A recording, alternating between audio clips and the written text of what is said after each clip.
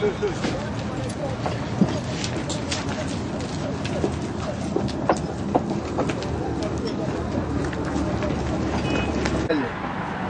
İste. Ya pazarlık sünnettir. Sünnettir. İste bir daha iste bakayım.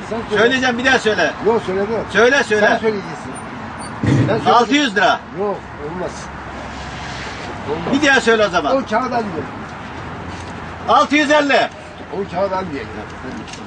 İsmim Ali Günay, Bitlis Adlı Cevaz'dan gelmişim. Adana'ya koyun satmak için gelmişim. Kurbanlıktır. Fiyat da geçen sene aynı fiyatıdır. Yani fazla inanmıyorum. Yalnız aynıdır hemen. Abime diyeyim, yani bu Suriye kurbanları çok etkilenmiş. Bunu bir an önce bunu önleme lazım. Gelenlerin küpesi yoktur. Suriye cilve gözünde kalmış, 10-15 gün hayvan susuzluktan ciğeri kalmamış.